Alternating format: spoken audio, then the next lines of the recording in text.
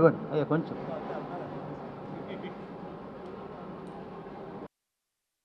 తొమ్మిది 4/2024 మంగళవారం ప్రారంభం అవుతున్నాయి. ఉగాది సందర్భంగా ఆ రోజు యథాప్రకారం సుప్రభాత సేవ అనంతరం అన్ని దేవతామూర్తులకు స్నపనాభిషేకం ఉంటుంది. అలాగే అమ్మవారికి కూడా స్నపనాభిషేకం ఉంటుంది. మరి స్నపనం అయిన తర్వాత 8 గంటలకు అమ్మవారి దర్శనం ప్రారంభమవుతుంది. ఈ సందర్భంగా కాసేపు ఉదయం నుంచి దర్శనాలు ఉండవు. 8 గంటలకు అమ్మవారి దర్శనాలు అభిషేకము అలంకరణ తర్వాత ప్రారంభమవుతాయి. అటు తర్వాత సర్వదర్శనం ప్రారంభమైన తర్వాత వసంత నవరాత్రుల సందర్భంగా మరి 8-15కు కలశ స్థాపన ఉంటుంది. తర్వాత ఆ రోజు నుంచి ప్రత్యేక పుష్పార్చనలు మొదలవుతాయి. వివిధ రకాలైనటువంటి పుష్పార్చనలు 9వ తారీఖు నుంచి 18 వరకు పుష్పార్చనలు వివిధ పుష్పాలతో అమ్మవారిని సేవించుకునేటువంటి కార్యక్రమం అది మీ పాంప్లెట్లో ఇవ్వడం జరిగింది. 9వ తారీఖున చైత్రశుద్ధ పాడ్యమి రోజు మల్లెపూలు మరువముతోనూ, అలాగే 10/4 బుధవారం చైత్రశుద్ధ విధియ రోజున కనకాంబరాలు గులాబీలతోనూ, అలాగే 11/4/24 చైత్రశుద్ధ తదియ రోజున చామంతి ఇతర పుష్పాలతోనూ, అలాగే 12/4/24 శుక్రవారం చవితి రోజు మందార పుష్పాలు ఎర్ర కలువలు, అలాగే 13/4 శనివారం చైత్రశుద్ధ పంచమి రోజున తెల్ల జిల్లేడు మారేడు తులసి మరువ ధవళాలతో అర్చన ఉంటుంది. అలాగే 14/4 ఆదివారం చైత్రశుద్ధ షష్ఠి రోజు కాగడ మల్లెలు జాజులు మరువంతో అమ్మవారి అర్చన ఉంటుంది పుష్పార్చన. 15/4/2024 సోమవారం శుద్ధ సప్తమి ఎర్ర తామర పుష్పాలు ఎర్ర గన్నేరు సన్నజాజులతోటి అమ్మవారికి అర్చన ఉంటుంది. అలాగే 16/4 మంగళవారం చైత్రశుద్ధ అష్టమి చామంతి సంపంగి పుష్పాలు, 17/4/24 చైత్రశుద్ధ నవమి కనకాంబరాలు గులాబీ, అలాగే 18/4 గురువారం చైత్రశుద్ధ దశమి రోజు కనకాంబరాలు వివిధ రకాల పుష్పాలతో ప్రత్యేక పుష్పార్చన సేవ అమ్మవారికి ఉంటుంది. ఇది ప్రతిరోజు జరిగే వసంత నవరాత్రుల సందర్భంగా జరిగే పుష్పార్చనలు. ఇవన్నీ గణపతి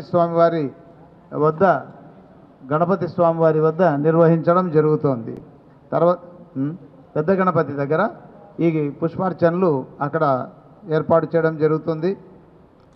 కాస్త వేడి ఎక్కువగా ఉంటుంది కాబట్టి చలువ పందిళ్లను కూడా విస్తృతంగా ఏర్పాటు చేస్తూ అక్కడ మరి ధర్మపథం ముందు కూడా కాస్త చలువ పందిళ్ళు విస్తృతంగా ఏర్పాటు చేయాల్సిందిగా మా ఇంజనీరింగ్ సిబ్బందిని కూడా ఆదేశించడం జరిగింది. ఎవరికి ఇబ్బంది లేకుండా వీలుంటే కాస్త ఫ్యాన్స్ మొదలైనవి కూడా ఏర్పాటు చేసి కూలర్స్ను, ఎండ తీవ్రత ఎక్కువగా ఉంది, నిన్న 40 డిగ్రీల దాకా వచ్చిందని అంటున్నారు. మరి ఈ ఉపశమనాని కోసం ఏర్పాట్లు చేయాల్సిందిగా కూడా నేను విన్నవించడం జరిగింది. అలాగే అతి ముఖ్యమైనటువంటి ఉగాది రోజున జరిగే పంచాంగ శ్రవణం చాలా ముఖ్యమైనటువంటిది. అది 3 గంటలకు ధర్మపథం వద్ద మా కళా వేదిక వద్ద పంచాంగ శ్రవణం జరుగుతుంది. మరి పంచాంగకర్తలు తంగిరాల ప్రభాకర్ సిద్ధాంతి గారు ఆ రోజు పంచాంగ శ్రవణాన్ని నిర్వహిస్తారు. మిమ్మల్ని అందరినీ కూడా పంచాంగ శ్రవణానికి నేను సాదరంగా ఆహ్వానిస్తున్నాను. చాలా విశేషాలు ఉంటాయి. బహుశా ఏ సంస్కృతిలోనూ ఇటువంటి బాగోగులు ఒక సంవత్సరం ముందు జరిగే కార్యక్రమాలన్నింటినీ గురించి చర్చించుకోవడం మన సనాతనమైనటువంటి భారతీయ సంస్కృతిలోనే మనం చూస్తాం. అది ఒక ప్రణాళిక. ఇందులో వివిధ రకాలైనటువంటి ఋతువులు, ఆ ఋతువు ప్రవేశాలు, గ్రహణ స్థితులు, ఇలాంటి కొన్ని ఖగోళ సంబంధమైనటువంటి విషయాలను ఏనాటి నుంచో మన పూర్వీకులు ఒక్కసారి స్మరించుకొని వాటిని చర్చించుకొని ప్రణాళికలు రూపొందించుకోవడానికి వినియోగించుకునేవాళ్ళు. ఆ పద్ధతి మరి గ్రహరాశులు వాటి యొక్క శుభ అశుభ ఫలితాలను కూడా మనం చూస్తాం, తెలుసుకోవచ్చు. దాని తర్వాత 4 గంటలకు మంటప పూజ అగ్ని ప్రతిష్టాపనతో రుద్రహోమం యాగశాల వద్ద జరుగుతాయి. సాయంత్రం 6 గంటలకు వెండి రథోత్సవం మల్లికార్జున మంటపం నుండి వెండి రథోత్సవం గ్రామంలో నగరోత్సవానికి వెళుతుంది. మల్లికార్జున స్వామి మహామంటపం వద్ద నుండి ప్రారంభమై కనకదుర్గా నగరు, రథం సెంటరు, బ్రాహ్మణ వీధి, జమ్మిదొడ్డి, కోమలా విలాస్, అలాగే Ramanaiah cool drinks, Bodamma hotel, 1 town police station వద్ద నుంచి నెక్స్ట్ సామారంగం చౌక్, శ్రీను హోటల్, బ్రాహ్మణ వీధి నుంచి రథం సెంటర్ దగ్గరికి మళ్ళీ చేరుకుంటుంది. కనకదుర్గా నగరం మీదుగా మరి మల్లికార్జున మహామంటపానికి మన రథం చేరుకుంటుంది, వెండి రథం. ఈ రథోత్సవంలో కూడా అందరికీ పాల్గొనే అవకాశాలను కల్పించాలని మీ ద్వారా ప్రజలందరినీ అమ్మవారిని, స్వామివారిని ఉగాది సందర్భంగా దర్శించుకోవాలని నేను విన్నవిస్తున్నాను. తర్వాత కొన్ని ఆర్జిత సేవలను నిలుపుదల చేయడం జరుగుతుంది. మరి అమ్మవారి ప్రదక్షిణలు, సుప్రభాత సేవ, వస్త్రాలంకరణ సేవ, ఖడ్గమాల, గణపతి హోమం, నవగ్రహ శాంతి హోమం, పల్లకి సేవ మొదలైనవి 9/4 ఉగాది సందర్భంగా వాటిని ఆపు చేయడం జరుగుతుంది. రుద్రహోమం, మృత్యుంజయ హోమం లాంటివి మొత్తం 9 నుంచి 24 వరకు 16 రోజుల వసంత నవరాత్రులు మరియు బ్రహ్మోత్సవాలు కూడా వీటి తర్వాత ఉంటుంది. కాబట్టి అన్ని కార్యక్రమాలకు సంబంధించి ఆ రోజులు నిలుపుదల చేయబడతాయి. శాంతి కళ్యాణం కూడా 19వ తారీఖు నుంచి 27 వరకు మాత్రమే శాంతి కళ్యాణాన్ని నిలుపుదల చేయడం జరుగుతుంది. మరి ఉగాది పండుగను పురస్కరించుకొని ఒక ఇతర సేవలు కూడా మొదటి రోజున అరగంట ఆలస్యంగా ప్రారంభం చేయబడతాయి. 7:30కు మొదలు కావలసినటువంటి సేవా కార్యక్రమాలు 8 గంటలకు ప్రారంభమవుతాయి. ఇక శ్రీరామనవమి వేడుకలు 16/4 మంగళవారం శుద్ధ చైత్ర నవమి. కానీ అష్టమి రోజు మనకు ఆంజనేయ స్వామి వారికి, అలాగే మనకు మూడు వైపులా ఉన్నటువంటి ఆంజనేయ స్వాములైన క్షేత్రపాలక ఆంజనేయ స్వామి, అమ్మవారి గుడిలో ఉన్నటువంటి ఆంజనేయ స్వామి, ఘాట్ రోడ్డు వద్ద ఉన్నటువంటి ఉపాలయం ఆంజనేయ స్వామి వారికి, మరియు అలాగే అమ్మవారి మెట్ల వద్ద ఉన్నటువంటి ఆంజనేయ స్వామి వారికి అభిషేకము, ఆకు పూజలు నిర్వహించబడతాయి. ఆ రోజు మంగళవారం కూడా కావడం, శ్రీరామనవమికి ఒకరోజు ముందు కాబట్టి ఆంజనేయ స్వామి వారు ఈ మధ్యనే మనకు బంగారు తొడుగును ఏర్పాటు చేయడం జరిగింది. చాలామంది భక్తులు ఆ ఆలయాన్ని చూసి ఇంతకాలంగా అలాగే ఉన్న ఆలయం ఇప్పుడు అటు వెండి తొడుగు, బంగారు తొడుగుతో ఆంజనేయ స్వామివారు చాలా చక్కగా, చాలా గొప్పగా ఉందని, అలాగే అపరాజితా దేవికి కూడా మనం ఎన్నో సంవత్సరాలుగా ఉన్నటువంటి అపరాజితా దేవి చాలా మరి ఒక సహజమైనటువంటి వృక్షం దేవాలయం మధ్యలో ఉండడం, ఆంజనేయ స్వామివారు, అపరాజిత అమ్మవారు కూడా అక్కడ కొలువు ఉండడం చాలా విశేషము. ఇంద్రకీలాద్రే ఒక విశేషం. మరి అటువంటి చోట ఇటువంటి ఇంకా ఎన్నో గొప్ప గొప్ప విషయాలు మరి మనం చూస్తున్నాం.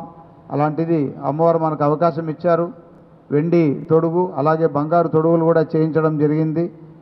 మరి కింద మెట్ల వద్ద ఆంజనేయ స్వామి గుడికి కూడా ఎంతో కాలంగా మూతబడి ఉన్నటువంటి ఆంజనేయ స్వామి యొక్క ఆలయాన్ని మన అర్చక సిబ్బంది యొక్క చిత్తశుద్ధితో, అలాగే మన సిబ్బంది యొక్క కృషితో అభిషేకాలను నిర్వహించి పూజకు దేవాలయాలన్నింటినీ పూజకి ఈరోజు మనం తెరవడం జరిగింది. అలాగే 17 శ్రీరామనవమి రోజున విశేషంగా ఉదయం 10 గంటలకు సీతారాముల కళ్యాణాన్ని ధర్మపథంలో నిర్వహిస్తాం. సీతారాముల కళ్యాణం కాస్త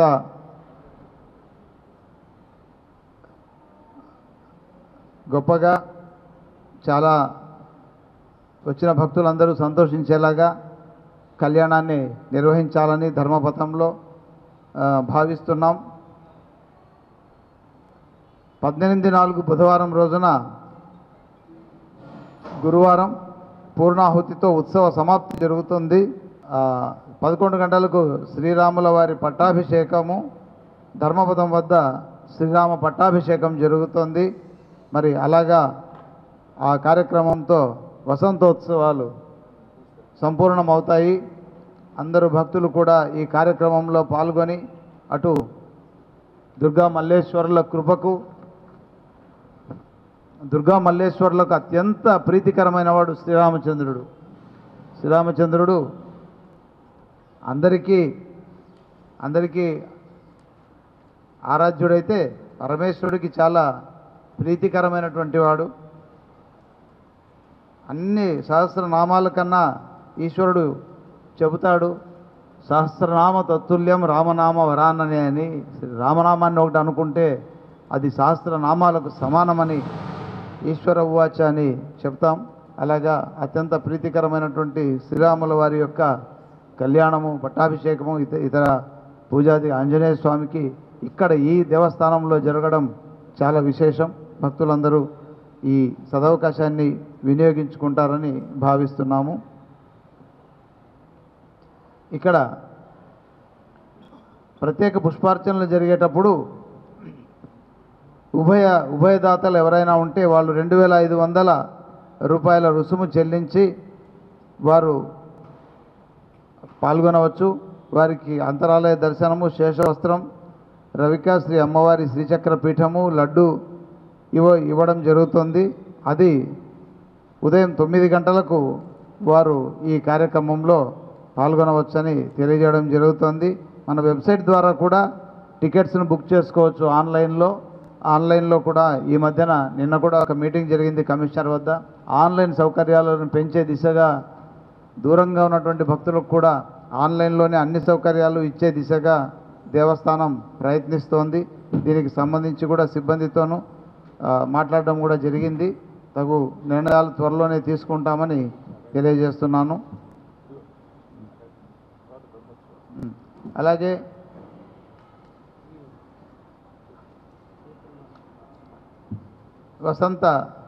వసంతోత్సవాలు అయిపోగానే వసంత ఋతువులో చైత్రమాసంలో వసంతోత్సవాలు శ్రీరామ పట్టాభిషేకంతో ముగుస్తాయి.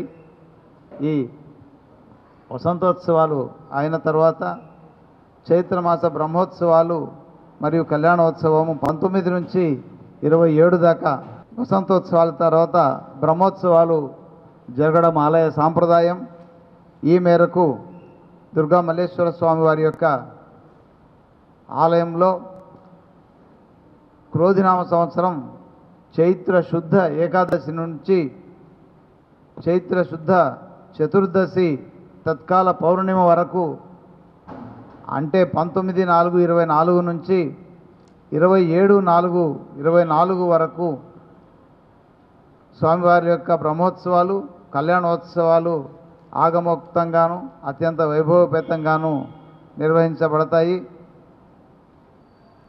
ఈ ఉత్సవాల్లో భాగంగా, బ్రహ్మోత్సవాల్లో భాగంగా రోజుకొక వాహనం పైన స్వామివారు ఉత్సవమూర్తులు నగరోత్సవానికి వెళతారు, నగర సందర్శనానికి వెళతారు, భక్తులకు దర్శనం ఇవ్వడానికి. మరి విశేషం ఏమిటంటే కళ్యాణం రోజున కవులచే రాయబార మంటపంలో రాయబారం జరగడం ఒక విశేషం. అది ఒక వేడుక. 25 నుంచి 27 వరకు ద్వాదశ ప్రదక్షిణలు, పవళింపు సేవలు తదితర కార్యక్రమాలన్నీ వైదిక కమిటీ సూచనల మేరకు దేవస్థానం నిర్వహిస్తున్నది. ఈ కార్యక్రమాల వివరాలు బ్రహ్మోత్సవాలు నిర్వహణలో భాగంగా ఈ కార్యక్రమాలు 19వ తారీఖున మంగళ స్నానాలు స్వామికి అమ్మవారికి 9:30 సో వారు వరుల అలంకారాల్లో దర్శనమిస్తారు. అదే రోజు సాయంత్రం విఘ్నేశ్వర పూజ, పుణ్యావచనము, అంకురార్పణ, అఖండ దీపస్థాపన, కలశారాధన, బలిహరణ, అగ్ని ప్రతిష్టాపన, ధ్వజారోహణం. బ్రహ్మోత్సవాల్లో ధ్వజారోహణం ఒక కీలకమైన ఘట్టం. మరి అటువంటి ధ్వజారోహణతో కార్యక్రమాలు అన్నీ ప్రారంభమవుతాయి.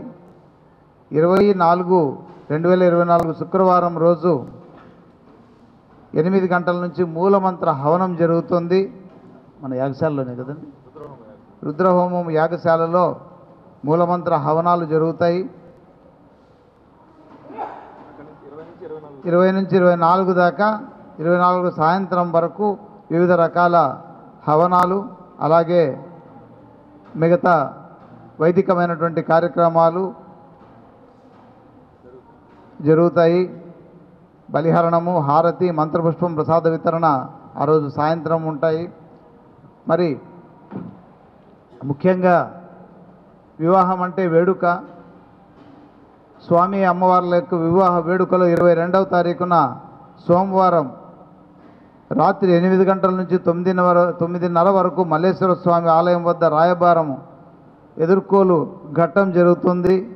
ప్రముఖ కవి పండితులు ఆ కళ్యాణ ఘట్టాన్ని విశ్లేషిస్తూ మనకు ఆ మంత్రాల ఈ కార్యక్రమంలో ఉన్నటువంటి విశేషాలను, ఈ సాంప్రదాయంలో ఇవి ఎందువల్ల జరుపుకుంటున్నాము మొదలైనటువంటి విషయాలను, ఆధ్యాత్మిక రహస్యాలను మనకు తెలియజేస్తారు. రాత్రి 10:30కు దుర్గా మల్లేశ్వర స్వామి వారి యొక్క దివ్య కళ్యాణ ఉత్సవం ఉంటుంది. తర్వాత 23/4న వేదస్వస్తి సదస్యమైన తర్వాత వేదస్వస్తి ఉంటుంది. పండితుల వేదాశీర్వచనం ఉంటుంది. లోక కళ్యాణానికై అందరి యొక్క క్షేమార్థం సుఖంగా ఉండాలనే కోరికతో వేదాశీర్వచనాన్ని కూడా మనం నిర్వహించడం జరుగుతుంది. 24/4న బుధవారం పూర్ణాహుతి, ధాన్య కొట్నోత్సవము, వసంతోత్సవము, అవభృత స్నానము, మూకబలి, ధ్వజ అవరోహణతో బ్రహ్మోత్సవాలు పరిసమాప్తి అవుతుంది. అలాగే 4 గంటల సమయంలో సాయంత్రం 24 బుధవారం సాయంత్రం గంగా పార్వతీ సమేత శ్రీ మల్లేశ్వర స్వామి వారు పవిత్ర కృష్ణానదిలో హంసవాహనం చేత తెప్పోత్సవంలో నదిలో స్వామివారు విహరిస్తారు. కాబట్టి 24 సాయంత్రం తెప్పోత్సవాన్ని నిర్వహిస్తున్నాము. అలాగే 25 గురువారం సాంస్కృతిక కార్యక్రమాలు, తర్వాత సాయంత్రం 12 ప్రదక్షిణలు ఉంటాయి. 8:30కు 25వ సాయంత్రం 8:30కు పౌలింపు సేవ, పుష్ప యాగ శయనోత్సవము స్వామివారికి ఉంటుంది. ఆ రోజు పుష్పాలు ప్రత్యేకంగా స్వామివారికి సమర్పించడం జరుగుతుంది. ఆ శయనోత్సవంలో వాహన సేవలు ఈ రకంగా ఉన్నాయి. 19వ తారీఖున వెండి పల్లకి సేవ సాయంత్రం, 19 సాయంత్రం వెండి పల్లకి సేవ, 20 రావణ వాహన సేవ, 21 సాయంత్రం వెండి రథోత్సవము, 22 సాయంత్రం నంది వాహన సేవ, 23న సింహవాహన సేవ. ఇలాగా వాహన సేవలు ఉంటాయి. ఆ వాహన సేవల యొక్క రూట్లు కూడా ఇవ్వడం జరిగింది. ఈ మీకు అందజేసినటువంటి పాంప్లెట్లో ఏ రూట్స్లో వెళతారు, కొంత వేరియేషన్స్తో ఎక్కడెక్కడ ఎలా నగరోత్సవానికి ఎలా వెళ్తారన్నది కూడా ఇవ్వడం జరిగింది. క్రోధినామ సంవత్సర చైత్ర మాస బ్రహ్మోత్సవాలను, అలాగే క్రోధినామ సంవత్సర వసంతోత్సవాలను భక్తులందరికీ తెలియజేసి ఎక్కడో దూరంగా ఉన్న వాళ్ళు కూడా తెలుసుకొని సంతోషిస్తారు.